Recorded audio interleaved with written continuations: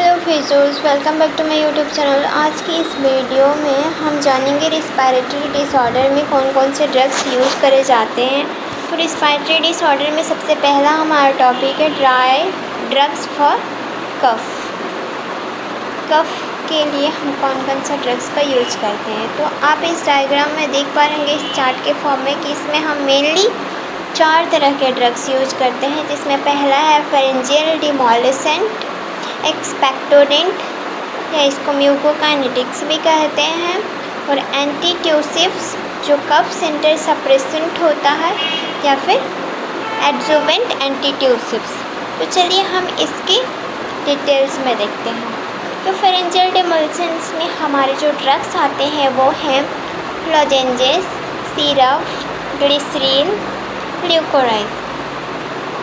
और एक्सपेक्टोरेंट म्यूकोकाइनेटिक्स में 2 टाइप्स को ये फर्दर डिवाइड कर रहा है, सिक्रेशन इन्हेंसर और म्यूकोलाइटिक्स।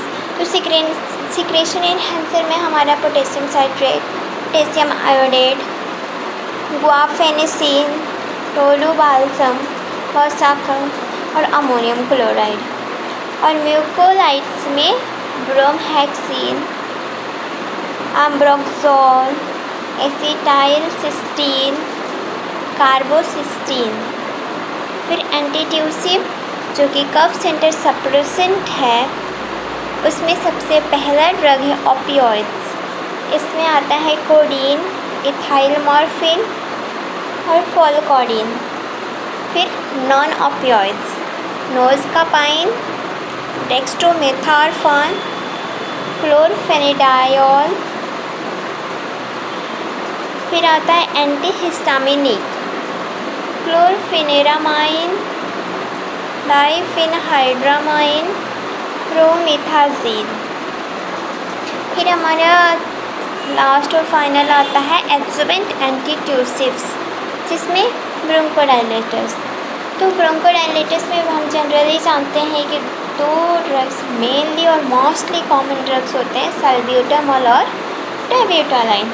तो ये था हमारा drugs for cough. Next video में हम ड्रग्स फॉर ब्रोंकियल अस्थमा जानेंगे।